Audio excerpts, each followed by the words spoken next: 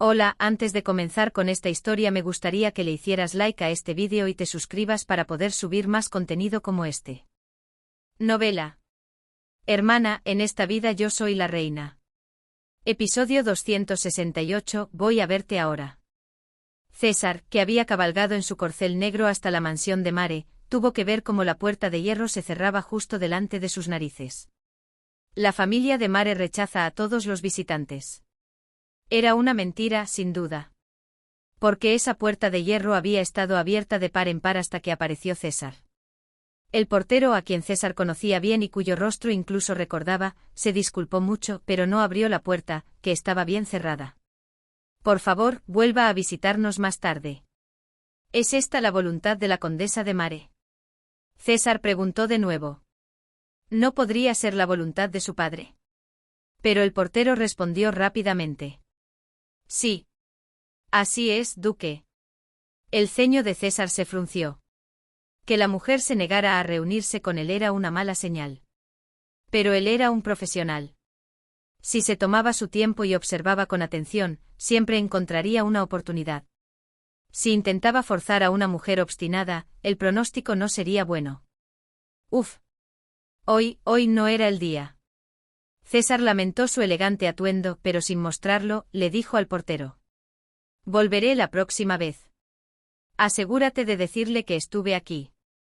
El portero, de rostro familiar, saludó sin poder mirar a César a los ojos. Que le vaya bien. Había una razón por la que el portero no podía mirar a César a los ojos. Al día siguiente y al siguiente tampoco era el día. La puerta principal de la mansión de Mare, que estaba abierta de par en par, se cerraba rápidamente cada vez que aparecía el duque Pisano. Eso es. Hoy también. Lo siento mucho, duque. El sexto día que César fue rechazado fue un día de principios de verano con lluvia torrencial. Cuando salió de Villa Sorotone el sol brillaba intensamente, pero en el camino a la mansión de Mare, las nubes oscuras se acumularon lentamente y, de repente, un aguacero comenzó a caer con fuerza. La fina ropa de seda de verano que se había puesto elegantemente en casa se empapó con la lluvia. A pesar de llevar sombrero, su cabello rojo también se empapó por completo con el agua de la lluvia y se volvió de un color marrón rojizo. Hoy también la condesa rechaza a los visitantes externos. Esperaré aquí. Sí. Dile a la condesa de Mare. Que hoy esperaré aquí hasta que me reciba. El portero parpadeó dentro de la garita. La lluvia era tan intensa que salpicaba su abrigo, que estaba debajo del techo de piedra. ¿Con esta lluvia? No es nieve, es solo una lluvia de verano, ¿qué importa? Ve rápido y dile. El portero se sintió un poco abrumado, pero secretamente orgulloso, de que el segundo hombre más importante del país se empapara bajo la lluvia y esperara frente a su puesto de trabajo. Aunque estaba satisfecho de tener el poder de hacer que el duque esperara bajo la lluvia, si ese hombre se enfermaba por la lluvia, la flecha se volvería contra él. Al pensar en eso, un escalofrío le recorrió la espalda y corrió apresuradamente adentro. Tengo un mensaje para la condesa, ¿puedo entrar un momento? El portero se paró frente a la habitación de Ariadne y le preguntó con cautela a su doncella personal. Después de recibir el permiso de la doncella personal, se sacudió el cuerpo para no ensuciar la preciosa habitación de la condesa con agua y tierra, y luego entró en el estudio de Ariadne. La condesa de Mare Ariadne estaba sentada en su escritorio junto a la ventana. Junto a ella, que permanecía inmóvil como una estatua de yeso, Sancha, la jefa de las doncellas, se movía afanosamente organizando los libros de contabilidad y los documentos que ella buscaba. Ah, buenos días. Su joven ama levantó la cabeza y lo miró. ¿Qué pasa? Ariadne vestía un vestido pulcro. Su apariencia desmentía por completo las especulaciones de los chismosos de San Carlo de que estaría llorando sin comer ni dormir. Su cabello negro como la seda estaba recogido pulcramente, y aunque no tenía ninguna cita para encontrarse con extraños, su rostro estaba maquillado con tanto esmero que podría haber salido al Palacio Real de inmediato. Pero un observador perspicaz habría notado que su perfil, reflejado en las velas encendidas a pesar de ser de día debido a las nubes oscuras, revelaba una profunda tristeza. Ni siquiera el maquillaje aplicado por las manos de los mejores artistas podía ocultar su piel áspera. Tenía los labios agrietados y las manos con padrastros. Sin embargo, el portero que trabajaba en la mansión de Mare no era un observador tan atento, por lo que, admirado por su ama, que no mostraba ni un ápice de desorden, le entregó el informe que debía presentar. El duque César ha vuelto a venir. Ariadne respondió con un tono ligeramente irritado. Solo para decirme eso has venido hasta aquí. Es lo de siempre. La condesa de Mare valoraba mucho su tiempo, pero nunca era una persona que se irritara sin motivo con sus sirvientes. El portero, sorprendido, se apresuró a añadir. Ah, no, no es eso, sino que dice que hoy no se irá hasta que lo reciba. La irritación de Ariadne se hizo aún más profunda. Sin embargo, el portero, ajeno a ello, añadió sutilmente su compasión. Esto parece que vendrá todos los días, y hoy está lloviendo. ¿Y si se queda bajo la lluvia y se resfría? La que entendió la intención de la dueña fue, como era de esperar, Sancha, la jefa de las doncellas. Si el duque Pisano se resfría, mejor. Sí. Si se enferma, ya no tendremos que verlo haciéndose el lastimoso como un perro mojado frente a nuestra casa. Sancha se quejó a toda velocidad.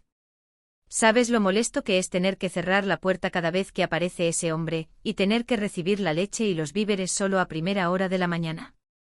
Ariadne fue aún más allá que Sancha. ¿Por qué cierras la puerta? El portero tartamudeó en respuesta. Ah, no, la condesa me dijo que le dijera al duque César que la mansión de Mare no recibe a ningún visitante. No es extraño que todos los demás entren y salgan excepto él. Claro, desde su punto de vista es extraño, pero tenemos que comportarnos de forma que no le resulte extraño a él. Sí. Ariadne añadió amablemente para que el portero, que estaba balbuceando, pudiera entender. De todos modos, él mismo lo sabrá. Que todos son excusas. Sancha asintió. Incluso con medio cerebro, no se puede ignorar eso. Ariadne inclinó la cabeza. Parece que solo tiene medio cerebro. Eso es cierto. De todos modos, déjalo a él parado y abre la puerta a todos los demás. No tenemos por qué sentirnos incómodos por el duque Pisano, ¿verdad? ¿Por culpa de quién es todo esto? Ariadne no respondió, pero era fácil ver que estaba completamente de acuerdo con las palabras de Sancha. De verdad podemos hacer eso. ¿No vas a escucharme? La voz de Ariadne hacia el portero se volvió aguda. Últimamente en la mansión de Mare, la palabra de la condesa de Mare era ley. Ah, no. El portero respondió rápidamente. Así lo haré. Temía lo que diría el duque César, pero de todos modos, la familia de Mare era quien pagaba al portero, y quien controlaba realmente a la familia de Mare era Ariadne de Mare. ¡Chua! La lluvia de verano, que por un momento pareció amainar, volvió a golpear con fuerza la superficie, y el duque César, que había pensado en entrar, no tuvo más remedio que soportar toda la lluvia, de pie como una estatua de piedra frente a la puerta principal firmemente cerrada. La condesa no ha dado ninguna respuesta. El portero, que no se atrevió a transmitir directamente las palabras, dijo que todos pueden entrar excepto tú, transmitió el mensaje de su ama de forma indirecta. El portero temía una reprimenda o una ráfaga de ira, pero el duque César, sorprendentemente, solo asintió una vez sin decir nada. Así sea. Y así se sentó erguido sobre su caballo, soportando el aguacero y la llovizna intermitente, hasta que terminó la mañana, pasó la hora del almuerzo, la tarde se desvaneció y el resplandor del atardecer se vislumbró débilmente entre las nubes oscuras. Por mucho que el portero hubiera transmitido la voluntad de su amo de forma confusa, esta era la tierra gobernada por Ariadne. Aunque fuera un duque en esta mansión no podía hacer nada. La voluntad de Ariadne, de forma indirecta, acabó llegando a César. Mientras él estaba castigado, llegó un comerciante que entregaba vino. La puerta de hierro que estaba cerrada para César se abrió de par en par cuando llegó el comerciante de vino. El comerciante de vino, que tenía un gran negocio en la ciudad de San Carlo, miró de reojo al duque César, que parecía un pavor real empapado en agua, y entró en la mansión, azotando el carro lleno de barriles de roble y los 2 burros que lo tiraban. El duque César se mordió el labio. César se mordió el labio inferior, sintiéndose cada vez más incómodo. Luego llegó la señora Marini de la tienda de lino Madova, que venía a discutir los uniformes de otoño para los empleados. Aunque no miró a César con la misma franqueza que el comerciante de vino, su breve mirada fue suficiente para que ella comprendiera la situación, y entró en la mansión con una expresión controlada. César se pasó la mano por la cara empapada, sintiendo la lluvia y la vergüenza. Ojalá Rafael de Valdesar no aparezca. Entonces realmente querría morir. Mostrar lealtad a través del frío y el calor para derretir el corazón de una mujer era algo que César estaba dispuesto a hacer. Pero que lo viera un joven de su edad de San Carlo, y además un rival amoroso con muchas posibilidades, era una historia completamente diferente. Si César hubiera estado persiguiendo a otra mujer, habría dado media vuelta y se habría retirado, para regresar otro día seguro. Pero ahora el éxito o el fracaso de si pudiese ganarse el corazón de Ariadne estaba en juego. Y este no era un juego fácil en absoluto. Estaba en un estado precario, sin saber si ganaría o perdería. Y tampoco era un juego que pudiera permitirse perder. Tenía que ganarse su corazón. Así que César se encontró atrapado en su propia ansiedad, sin poder ir a ninguna parte. Tac, tac, tac. En el camino de piedra pavimentado que subía a la mansión de Mare, se escuchó un tercer sonido de presencia, o más bien, de caballos. Los dos invitados que habían entrado antes que César, uno en burro y otro en caballo de carga, habían hecho un ruido de cascos bastante tosco. Pero esta vez, la persona que subía parecía ser un noble. Era el sonido alegre de un caballo de montar, sin importar cómo se escuchará. ¿Dos caballos, es un carruaje? La mayoría de los jóvenes suelen montar a caballo en lugar de ir en carruaje, pero hoy es un día de mucha lluvia. A menos que sea un caso como el de César, que salió de casa antes de que cayera el aguacero, en un día como este, incluso los jóvenes toman un carruaje. Realmente no será Valdesar. Un escalofrío recorrió la espalda de César.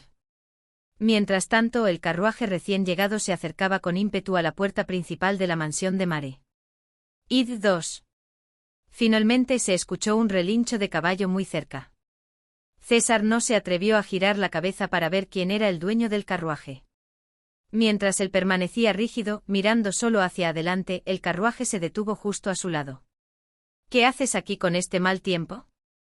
Una voz masculina grave se escuchó desde la ventana del carruaje. César giró lentamente la cabeza hacia el carruaje con una expresión como si hubiera encontrado a la muerte misma. No era Rafael de Valdesar. Pero era alguien a quien no quería ver tanto como a Valdesar. ¿Cómo ha estado? La persona dentro del carruaje no era otra que el cardenal de Mare.